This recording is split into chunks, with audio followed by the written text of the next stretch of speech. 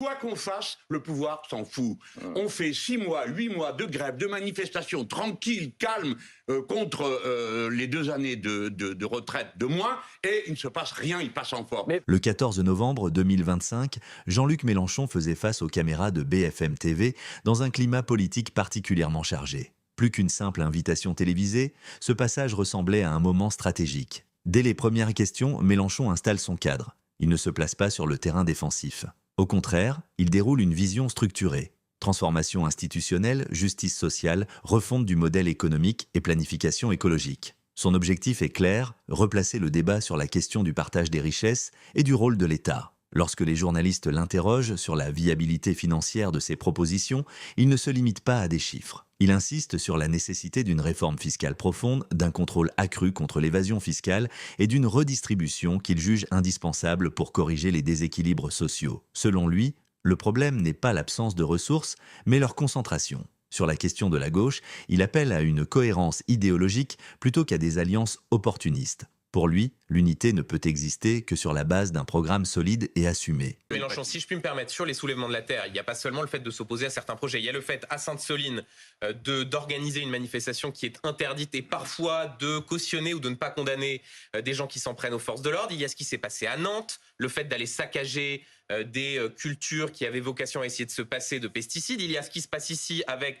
le fait de continuer à aller se mobiliser alors même que la manifestation est interdite. Vous voyez bien qu'il y a un sujet de rapport à la loi et à la violence dans la façon dont se comportent les soulèvements de la terre. Non, mais monsieur Duhamel, vous avez raison de dire qu'il y a un problème. Le problème, c'est le comportement du gouvernement, condamné par l'ONU, condamné par la Cour européenne de justice et condamné par pratiquement tout l'univers civilisé. Et dans les pratiques des soulèvements de la terre, il n'y a pas de problème. Pardon, laissez-moi finir ma phrase, s'il vous plaît. Il y a donc une pratique violente, délibérée. À Sainte-Soline, la violence a été provoquée par M. Darmanin. Je répète, a été provoquée par M. Darmanin. Quand vous tirez de votre propre aveu 4000 grenades sur 6000 grenades sur 4000 manifestants, admettez qu'il y a un problème. Et quand on jette des pavés sur les forces de l'ordre, c'est de la faute de Gérald Darmanin ? Quand vous, monsieur, je vois que vous êtes trop jeune pour savoir ce qu'est une confrontation. Voyez-vous, le maintien de ce qu'on appelle l'ordre, ça consiste à trouver un équilibre où tout le monde trouve son compte.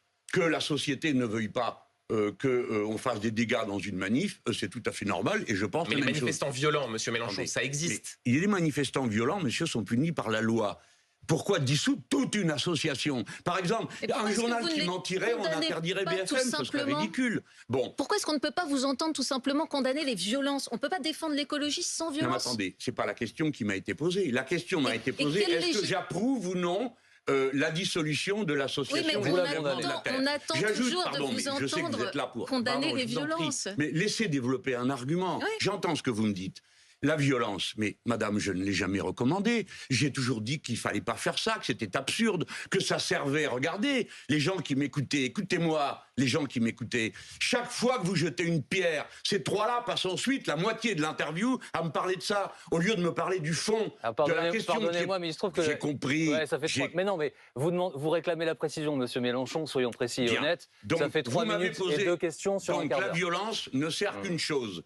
Elle ne sert qu'à donner les prétextes, à ne parler que de ça et plus du fond. Maintenant, là où je vous interroge tous les deux, et vous trois, et nous tous qui nous écoutez, est-ce que vous comprenez qu'il se produit quelque chose dans la mentalité de la jeune génération? Est-ce que vous le comprenez? La jeune génération est révoltée, à juste titre, contre l'indifférence au saccage de la nature. Et ça d'ailleurs a été théorisé. Le fait qu'il est impossible, quoi qu'on fasse, le pouvoir s'en fout.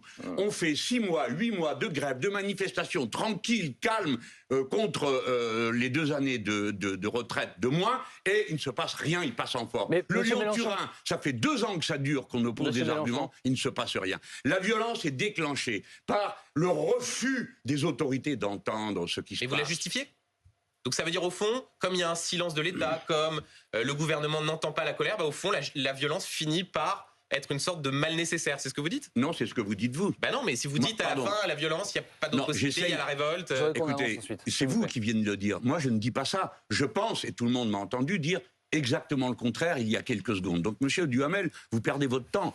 Ne faites pas les réponses à ma place. Pour ma part, compte tenu de mon expérience de vie dans ce domaine, pas seulement de la dernière manif, de tout ce que j'ai vu, de ce que j'ai vu quand il y a eu de la violence et quand il y a eu de la guérilla. Je dis, ça ne sert à rien. La non-violence, j'ai le droit, c'est ma philosophie personnelle. La non-violence et la riposte non-violente est la solution. Mais quand des gens font de la violence, au lieu de considérer que ce sont des délinquants qu'il faut immédiatement capturer, dissoudre leurs associations, les mettre en garde à vue sans décision de juge, j'essaye de comprendre. Et je me dis, comment pourrait-on faire pour que les mêmes ne pensent plus que la violence est une solution? J'essaye de réfléchir. Vous demandez comment réprimer. Nous n'avons pas le même point de vue dans la vie. Je voudrais revenir un instant, s'il vous plaît, rapidement. Je dis rapidement parce que... Je fais ce que je peux. Hein. Ouais, la question de l'eau, d'un mot, parce qu'on a vu des cartes là passer cet été. Où, en fait, par système de miroir assez étonnant, la sécheresse s'est installée au nord, il manque pas d'eau au sud, mais cela va évoluer dans les semaines qui viennent. Bon. Qu'est-ce qu'il faut faire, en gros, selon vous? Est-ce que les gens qui ont des piscines, on leur dit vous ne les remplissez pas? Est-ce que les infrastructures publiques, de la même manière, on arrête d'arroser? Est-ce qu'il faut aller jusque-là? Ou est-ce que ça doit être différent? Il faut aller jusqu'où il faut. Si on manque d'eau, il faut faire des priorités. N'est-ce pas? Là, je réponds comme quelqu'un qui essaye de réfléchir rationnellement. Si il manque d'eau, alors il faut rationner l'eau qu'on utilise, ou l'utiliser à bon escient. Bon, peut-être que c'est pas urgent d'arroser les golfs. Peut-être qu'il y a certains arrosages en plein midi que j'ai vus sur des cultures qui sont absurdes. C'est-à-dire, nous devons arrêter d'exporter de l'eau. Par exemple, quand on arrose un champ de maïs qui est destiné à aller nourrir les poules chinoises, non seulement nous nourrissons ces braves bêtes, mais nous exportons de l'eau. Il faut donc cesser d'exporter de l'eau. Il faut cesser d'arroser tout et n'importe quoi. Mais je voudrais vous dire qu'une fois de plus, le problème n'est pas traité comme il le faut avec sérieux.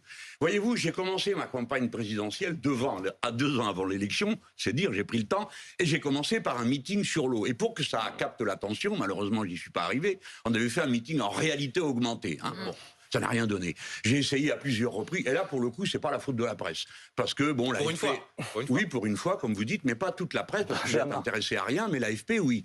Et ils avaient fait plusieurs communiqués pour dire ce qu'on était en train de dire. Et je lançais l'alerte. Alors maintenant, je vais en faire une autre. Et je vous demande de m'écouter. La situation va s'aggraver. Pourquoi? Parce que la fonte des glaces va plus vite que prévu, ce qui signifie que l'eau froide qui descend dans l'océan universel est plus importante, et donc le tapis roulant qui fait le tour depuis l'Atlantique, ensuite revient comme ça, qui est un tapis roulant de courant dans la mer, est modifié, ralenti, et à certains endroits, il s'arrête. Par conséquent, les saisons vont changer, et vous avez fait remarquer que c'est curieux, le sud et le nord ne réagissent pas de la même manière. Vous n'avez pas fini d'en voir, et nous sommes entrés dans une ère de grande incertitude. Par conséquent, ce que le pouvoir n'a pas fait, alors que l'alerte lui a été donnée, alors que tous les scientifiques donnent l'alerte, alors que la plupart des politiques qui s'intéressent à l'écologie l'ont fait, n'a rien fait. On n'a même pas acheté un Canadair de plus. Et aujourd'hui, à l'heure à laquelle nous parlons, vous ne savez pas comment on fera pour amener de l'eau dans les villages où il n'y a plus d'eau. Et puisque vous me parliez tout à l'heure du Lyon-Turin, il y a 16 puits pour puiser de l'eau qui sont asséchés du fait du Lyon-Turin, ce qui est contraire à toute la loi. Mais du coup, alors, qu'est-ce qu'il faut faire? Puisque vous dites que le pouvoir n'a pas fait ce qu'il fallait faire. Oui, alors... Ah ben oui, non, mais déjà, alors c'est à moi de débrouiller la situation. Dans ce cas, élisez-moi tout de suite, hein, parce que je m'en occupe. Non, mais comme c'est vous, vous qui êtes mon invité aujourd'hui, je vous pose la question à vous, si vous voulez bien. Comme M. Macron sera là, je lui poserai la question différemment, mais sur le même sujet. D'accord, merci. Non, mais vous avez raison, on peut se marrer un peu quand même. C'est des sujets un peu graves. Hein. Bon, alors, déjà, on commence par dire où il va manquer de l'eau, parce qu'on sait à peu près. Les villages où il y avait déjà un problème. Les villes, parce que... Je vais vous dire, il y a un endroit où il n'y a pas d'eau depuis des mois et des mois, c'est la Guadeloupe. D'ailleurs, là aussi, l'ONU nous a dit, écoutez, 1 an sans eau, ok, 2 ans, passons, 3 ans, passons. Mais 5 ans, mais 6 ans, mais 10 ans, et vous faites toujours rien, les Français. Par conséquent, nous savons que le pouvoir est capable de ne rien faire quand il y a une situation très grave et dire, bah écoutez, on verra, et puis qu'est-ce que vous voulez que je vous dise, l'automne reviendra. Quelles sont les solutions? Ah ouais, non, mais je veux quand même dire les responsabilités. Moi, ma réponse est simple, elle est de logique. S'il manque d'eau, on voit comment on fait pour la compenser. Les préfets, au lieu de s'occuper d'interdire des manifestations ou de les rendre bordéliques comme hier, doivent s'occuper de savoir comment les endroits où on manque d'eau vont être approvisionnés. Si on approvisionne, ça veut donc dire que certains usages seront dorénavant bloqués. Plutôt qu'à des alliances opportunistes. Pour lui, l'unité ne peut exister que sur la base d'un programme solide et assumé. Au final, cette apparition sur BFM TV s'inscrit dans une logique plus large. maintenir son influence dans le débat national et rappeler qu'il demeure un acteur majeur de la scène politique française. Au-delà des désaccords qu'il suscite, Jean-Luc Mélenchon continue d'imposer sa présence et sa vision dans l'espace médiatique.